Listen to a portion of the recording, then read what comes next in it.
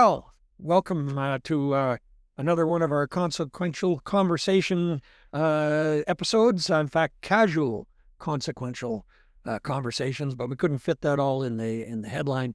And we're here today with another very, very interesting community person that has been involved in many, many things, and I'll let them get to that later. I just hope that you find our podcasts interesting, educational, and entertaining. I think we're trying to entertain a little here too, so you'll watch the entire thing. But with that, my partner Bill Collette, I'm Bob Cole.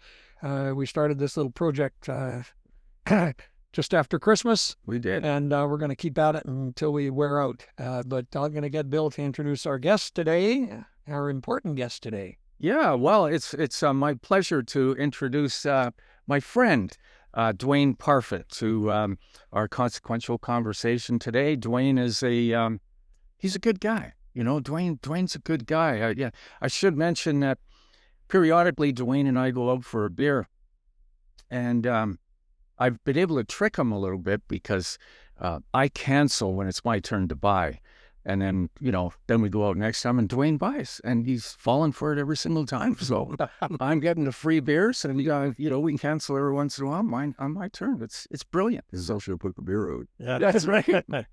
But no, Dewayne is a really good guy. I met him several years ago when I moved here. And Dewayne is, he's been heavily involved in the Chamber of Commerce, which is where I ended up working.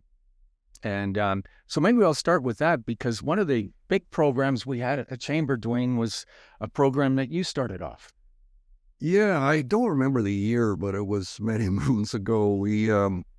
I was involved with the Chamber as president and a director for about 10 years. And one of the things I noticed was that in Cathedral Grove, there was a lot of people that would come to the community or want to come to the community or want to know about the community. And then we thought, well, why don't we set up a program of volunteers which would become what we called the ambassadors. And they would go out and they would be in the Grove every day in the summer, 5 days a week, and visit with the people on both sides of the road and talk to them about Port Alberni. And they should stop in Port Alberni because the people are, coming through. We want to get them before they get into town. And we would have the visitor center just down the road, which would help. So we managed to get a group together, and we had umpteen volunteers, and they all just loved their job. We got these special jackets for them. We call them the yellow jackets. Yeah. And they interacted with people. And it's amazing the feedback we got about the community and what they felt about why were they coming out. A lot of them were just coming through to go to Tofino. Well, we wanted to stop them, so we would try to get them to stay in town and or visit and do some shopping. So that was a program we set up, and it went on for many, many years. Oh. And then we expanded it to have people down at Harbor Key for a while, and we would maybe special events. We would have people there.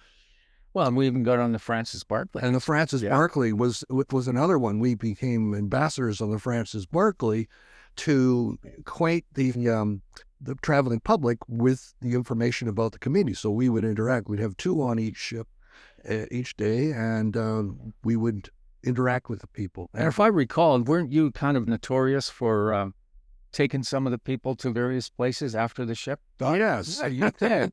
You took them to a few people got off the ship and they didn't maybe have transportation, or they didn't know how to do brilliant. So. We'd go get the car and I'd take them wherever they needed to. So we wanted to give them a really good impression of Port Alberni. Another thing I remember specifically, and this was related to the visitor center, because I also volunteered at the visitor center. And I remember one time a customer came in, a husband and wife, and they were from Switzerland. And so they came into the visitor center, and they wanted to know what they could do, because they were heading to Tofino, and they were going to spend a few days there. And then she had to take them back to Vancouver, and then she was going to come back. So I sat down with her. We figured out a plan. We places to stay, things to do for 5 days in Port Alberni. And the feedback was awesome. That's the kind of things we do in Port Alberni. We greet our guests. Well, in my role at the Chamber for several years, that ambassador program made me look good. And but I have Dewayne to thank for it, because by the time I got here, I don't know how long it's been operating. By 2013, you must have got it started around 2010 or so? Or no, it was earlier than that. Oh, was it? Yeah, it was probably about mid 20. Oh, okay. So 2013, when I started, we had to have about 40 or more volunteers. Yes. And we operated 7 days a week. Yeah. 2 shifts. I left my business in 2006, sold my business 2006. It was operating long before that. I saw them down there. I really wondered about the tenacity of some of these guys and ladies that rode the Francis Barkley to Bamfield and back. This is a full day commitment. Yeah. Okay. And it was a big job. Well, it was to Bamfield, but also to Ucluelet. Yeah. And when we stopped at Ucluelet, we'd get off, and when we would walk along the pathway, the walkway, and meet some of the people on the ship, and we'd talk to them, explain what was the fella's name. He's just a super nice guy, and I'm losing his name right now, but I know he spent years at Jack's Tires. Older fellow. He was incredible, and he just loved this program. And I remember he would count the countries. He would go out to the Grove, and he kept track of the countries. And I remember him coming in early in the summer. He'd only been out there maybe 3 or 4 weeks, and he'd already had 60 countries represented at Cathedral Grove. Yeah. Super valuable program. It was great. I think my neighbor Sandy Fitzpatrick did a little of that. And he was a Ucluelet boy. Yeah. So the trips there were always entertaining to him, and he could give you history all the way. And he used to commercial fit. Yeah, so you could give me history all the way down the end. Oh, it was a great program, really. And the big thing about the program was we were interacting directly with the guests. Oh, absolutely. And we treated them like guests and wanted them to enjoy Port Alberni, learn about Port Alberni. And I can't say enough about that. Could I have a short interjection? I said, you're going to lead this conversation, but there's a move to unfund, and they have unfunded the visitor center. And they say, well, you can get everything you want online nowadays. You can just go to your smartphone and learn all about where you're going. And I really debate that. Oh, yeah. Because my experience, any place I've gone, go to the visitor center, you find a local. They say, well, try Martha's up the street here. It's really, exactly. Or I know a taxi driver who'll take any place you want to go. Call them and they come and get you. This personal contact is it's fantastic, and it was a great program. Hopefully it gets restarted at some point, and somebody needs to lead it and make it happen, right? And Cathedral Grove was a perfect spot for it, because everybody stopped there. It was a chokehold and stop, and they liked it. They loved it. In fact, at times in the Grove, I would take people on a tour. I'd leave my post and go walk around and talk to people. I'm surprised at that. I learned a lot about the Grove. You did. Speaking of Dewayne's time with the Chamber in the ambassador program, he and I also worked together when the Chamber took a contract with McLean Mill. And then both Dewayne and I ended up on the McLean Mill Society. And talk about that for a minute, Dewayne. What was your highlights there when we were pretty successful? The city put out a call to have people come out and volunteer, and I put my name in the hat, and we got on the board. And I thought that was amazing, because we would have the train coming in every day. Yeah, we would have people come and stay at the mill site, and we would feed them if they wanted feeding. We would take tours. I did a lot of tours. You did. You were the tour guide. I was doing tours, and it was amazing. And the people were absolutely fantastic. Yeah, that train, getting them out there, and that interaction with the people out there, it was amazing. And we had challenges, of course, but you know what? I think we were successful, and I appreciated the opportunity. Yeah, no, it was. I'll never forget the one December where I think it was probably December 27 or December 17, and we'd had finished our year. We'd had a couple of things going on that December. Probably the breakfast with Santa, and which was really a successful event. And then we the four of us working there got into we sat around and we just kind of high-fived one another because we knew we'd had a really good year, and Dewayne was a huge part of that success. Another thing, Dewayne, I remember you telling me about was, and we're going to get to his real highlight here soon, but another thing, you spent a lot of time with Cubs and Scouts and stuff. Well, I was actually in a scout group in Victoria when I was a youngster, and that's how I started out, is in scouting, and got my Chief Scout Award, which is now a different award, but it's still there. And then I fast forward, I came to Port Alberni, and we went to register my son at the annual registration. We had 8 groups in town, and so I registered my son, and within an hour of that event, I got a phone call from the group commissioner saying, we need volunteer leaders. So I started that, and fast forward 35 years later, I finally retired last year, and it was involving working with the kids. We had the largest scouting organization on Vancouver Island, and when I was in that particular group. Wow. That was 14th Aerosmith at the Alberni Valley United Church. We had a full group of Cubs, Scouts, Beavers. And then I went on from being the leader there to the regional service team, which meant all of British Columbia, and we were involving things. And I was organizing jamborees for Scouts at the different camps. So it was a 35-year amazing career.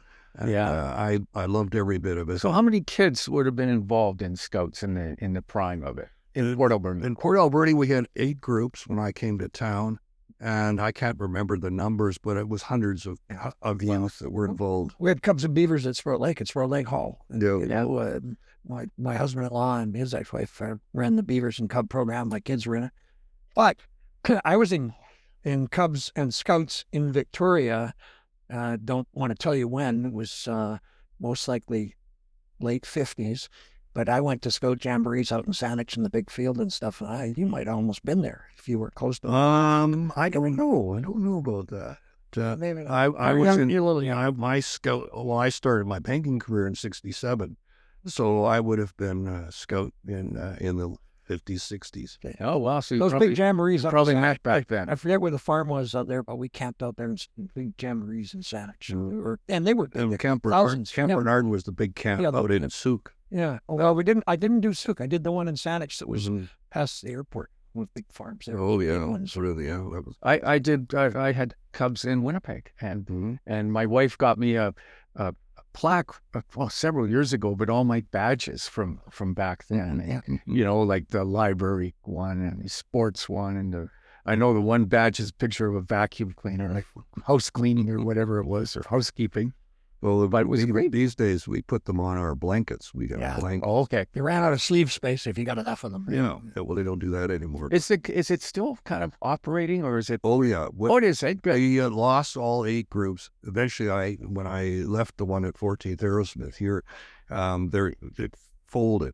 Yeah. And then, believe it or not, and this is the irony of the whole thing, some of the kids that were youth at the time I was a leader in Port Alberni, in all the groups there, came up and said, we would like to restart scouting.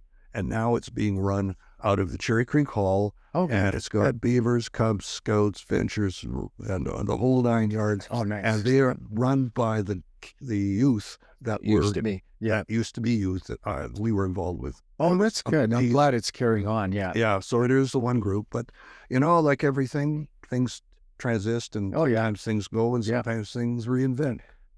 My kids are involved. We did a camp out on Aerosmith at the ski hut up there with the kids. It was just a great time. Yeah. I see kids all the time, particularly at the arena.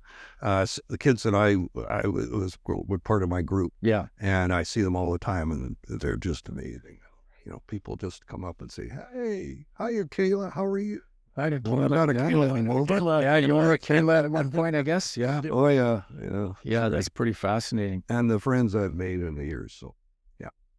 Well, as you can tell, Dwayne's a kind of a volunteer extraordinaire, and so is the guy sitting beside him over to his right. But today's kind of targeting Dwayne. And another thing I know he's heavily involved in is Rotary. Yes, I joined the Rotary Club in Port Alberni back in 2002 or 2003. Bill Elwin, who was involved with the Regional District Economic Development Commission, he sponsored me, and I've been involved ever since. So I'm the club treasurer, and it's one of those jobs that nobody wants that job. So I've got it for as long as I'm standing up. Oh, good for you. But it's great. Yeah. I love the community. I love the things that Rotary does. So that's a big part of my life, and that's one of the things I still spend a lot of time with, which is great. Yeah, good for you, Dwayne. So that's kind of leading me to one of the things that Dwayne and I have talked about a few times, and I know he's really proud of this, and rightly so. Several years ago, my middle daughter, came to Port Alberni. All of us came here, and as part of the BC Winter Games, and she was on the ringette team, which happened to lose every single game, but it's sort of that's okay, right? And ringette was part of the BC Winter Games, and the guy sitting to my right here, Dwayne, was the man behind it all, weren't you, Dwayne? Or Well, I had a great team. No, let's put it that way. Well, it all started in January 2002. I got a call at the office from Ken McCraig, who was the mayor at the time, and he wanted to get together with me. And I thought, okay, here, what would he like? yeah, So we sat down, and he asked me if I would lead a group and form a group of people, volunteers, to run the 2004 BC Winter Games here in Port Alberni. And I prepped myself to decide, will I or will I not? Because I had no idea why he was calling me. Well, I said yes right away. And that was it. And it started from there. And we built as a team an incredible group of people, the Scott Kennys and Teresa Kingstons and unbelievable. And there's still people I see all the time and I work with. That was the ultimate. We were the only community in BC that held every game from we're always here. seniors games, summer games, winter games, the disabled games for whatever we had. That was, and I think you were the culmination. I think that was the final one. It was the only community in BC at that time that had held all of the games. Yeah, and a volunteer base beyond belief. Well, that was it ended up being a 4-year commitment because, we had 2 years from when I was asked to take the position to the actual games. And then, of course, we had a lot of work to do afterwards to finish it off and wind it up. But my banking career prepared me for being able to do this sort of thing. A lot of the skills I learned in that career was intentional. And I'll tell you, I learned so much, and I to this day am awed at the community we had behind us. Everybody was on mark. Yeah, they worked their butts off and they worked hard, and we prepared and presented. At that time, it was the best Winter Games ever held. Yeah, I think you were acknowledged on that, weren't you? Well, I don't know if that's specific, but I got a number of different awards because of that. And it's interesting. I was Kelly Mann was the chair of BC Games at the time, and I had to go to a recent gathering about a year ago, a family gathering, and there was Kelly, and he's retired now, and he and I chatted and had a great talk because it was such a great experience, and to meet the premier and work with Gordon Campbell. Wasn't Rick Hansen? Rick Hansen was part of Rick Hansen yes, he came involved, and we had a committee of about 14 directors, and we had one employee who was Teddy Charlesborough. And he was working there all the time. But, right after it was over, it was so incredible. And then I took a a few months to just regroup. Yeah, It was exhausting, but Yeah, yeah. you know, it's I would put that as the pinnacle of my retirement and my year. yeah. Well, you know, In I fact, think I was still working at the time. Yeah, kudos to you, because I was on a couple of the games, earlier games in bid committee, and on the games, the seniors games one, and they weren't nearly as intense or as broad-based or as many participants as the winter games. But Yeah. we still have the torch, the metal torch that was built by, we were just at Colder Lorenzon's celebration of life, and I remember Port Machine building that for one of the earlier games. It's still there. It's still connected to a gas line near Daly Stadium, but and it got lit on occasions. oh, did it really? Because the one we had was actually at Echo Center. Yes, you It did. was on the corner there, and it had a gas line. But no, incredible experience. And I can't, when you see a community of Port Alberni come together with thousands of volunteers, like Yeah. 4,000 volunteers, and put on that event, and they're just smiling the whole time. It was absolutely the most incredible thing. Yeah. And made our community what it is. You know, Yeah, well, I mean, you know, obviously somebody has to lead it, and I think Ken McCrae picked the right guy. well, So, you know, that's Agreed. I appreciate Ken's. we've got him on our list. He's on our interview list. Yes. Yeah, Great guy. yeah, Great. we'll tell him how smart he was for picking you. It's interesting because I don't think people realize when there's an event, you know, the general public show up at the event and they go, wow, this is good. They have no idea that it took 4 years of planning just to make it happen. This community has a value, and it's geographically a unit. Okay, and then it becomes a community as a unit. Yeah. A lot of other communities on the island and elsewhere in BC are kind of spread out, and they're sort of departmentalized. We're one community, and I don't care if you're the end of Beaver Creek or down the Franklin River Road. We all seem to be Albernians.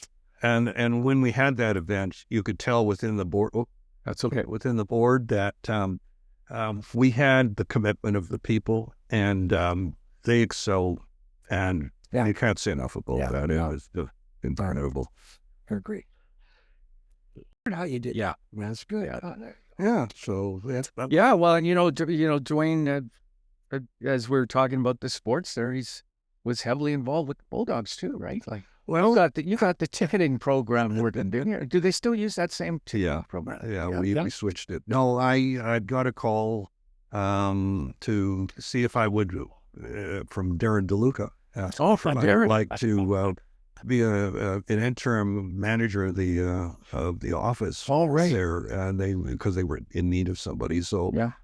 for 6 months I worked there and did what I could, and something I was totally unfamiliar with. Yeah. I got to meet a lot of the people, and of course after my time, my paid gig there, I was working in the office every game, volunteering, setting up the 50/50s, setting up the ticketing system, and managing all of that stuff in the background. But working the office and selling tickets and answering questions and working with the customers. There again, the people in Port Alberni. Yeah. Another fantastic group of people, and that was a fun job. Yeah. But I've retired from that as well. Hey, we built you that nice office though. I noticed that. Forest funds. I have a picture of me sitting outside while it's being built. Yeah. I had my desk sitting out in that area where they built onto, and on a hot summer day. Anyway. Well, in the playoffs, everybody's standing in the rain to get their tickets, and we thought, God, must be something we can do here. Yeah, it was good. It was great, and it's still a great team and great times. Yeah, you weren't at the game the other night, were you? Or? Yep. Oh, you weren't, but he wasn't in his regular seat. Oh, okay. Looking Never for saw you there. Oh, I was my regular seat. Oh, well, this past Saturday. Yeah. I was there. Yeah. We were. I never moved. Oh, come on. I went down and sat by Angie and stuff, and you're normally in that direction. Further along. Oh, well, no. Oh, I usually see you up in the mezzanine there. Oh, I used to go up and sit with the boys. Oh, okay. And Angie Blake's another one we're going to interview. Yeah, sure was hosted by, Yeah. So it's great. Yeah. Well, Dewayne, I think it's, you've impressed me a lot here in Port Alberni, and I got one question. Yeah, in the returns or the people that you got on the way back that stopped, either at the ambassadors or the visitor center or whatever, what are the highlights that people told you that they found in the community? I know you told them the highlights to look for. What What highlights did they report back to you? Well, most of the time we were talking to people on their way in. Yeah. And some of the people had stopped along the way. Some people actually stayed overnight. They did. In fact, I remember one comment. I went down the Grove inside, and then they said, "Oh yeah, we've been over to Tofino a number of times." And I said, "Oh, did you stop in Port Alberni?" No, we never went to Port Alberni. Never went. Never went to Port Alberni. So that particular one, I said, "Well, you have to go through Port Alberni to get to the West Coast." I used to always marvel at the fact that Tofino was known by everybody, but Port Alberni was known by very Well, we got to few. know more, and this could actually tie into something else about my career. I worked with Scotiabank. I joined the company in '67, and I retired in 2008. But the last port of call before I was in Port Alberni was in Prince George. Yeah. And I'd been up there 12 years.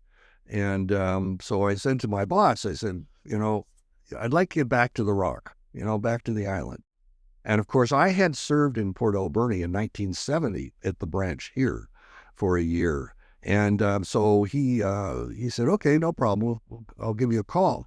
So I thought, "Oh, this is going to be interesting." So I said, "I'll stay here till you want to get me back on the island." So give me a call. And the next thing I know, he says, "Dewayne," he says, "we got a job opening here as manager in Port Alberni."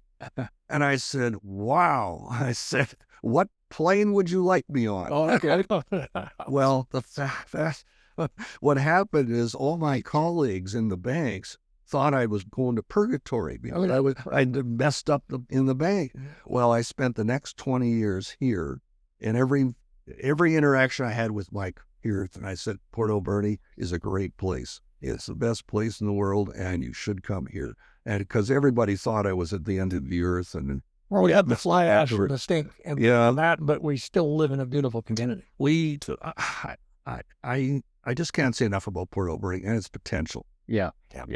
And I know that there's issues, but there is in every community. Oh, absolutely. And I think the people have to, you interact with, if you give them a good experience, whether they live here or whether they're coming through, that is key. And, you just have to do that. Oh, so for me, Port Alberni was the best place in the world to come to. And I said, they'll bury me here. I'm not leaving. And I've made sure my colleagues all were aware Port Alberni was the place. Good place. Yeah. So that kudos to my opportunities. Yeah. It was great. That's really good, Dewayne. And like I said at the start here, you've had a huge impact on me. And, Bob, you mentioned something about the visitor center. Many, many comments would come in, and a lot of them via the ambassadors.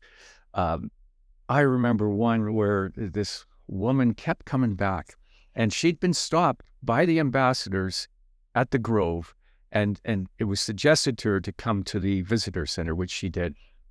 And so we would send her various places, down Falls and China Creek and wherever, down to Victoria Key and Harbor Key, and she'd come back every single day and want to know where to go next. Yeah. And I guess it was about April, and she came in. Her and her husband came in, and she said, "Well, we're leaving. We're going home today, and we've loved it. We want to thank you and your team and the folks at the ambassadors, blah blah blah." And I said, "Well, where are you from?" Anyways, like, where is home? She said, "Florida." Wow. And I said, "Florida," and because I'm thinking, well, Florida's, we all want to go to Florida, right? Yeah. She said, "No." She said, "Florida has endless summer, and it was so nice to be here and see things come alive and the animals come out." And so April was just an amazing month, right?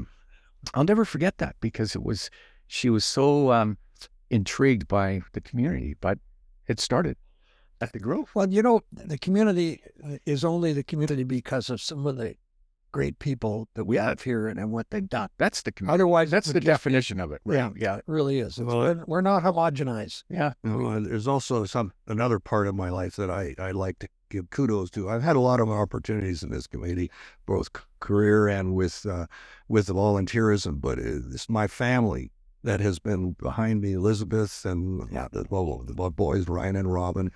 both the family has been supportive of me and allowed me to do Yeah. this, and they're the big reason why I of was course. able to do a lot of it. Yeah. So I got a point to make here.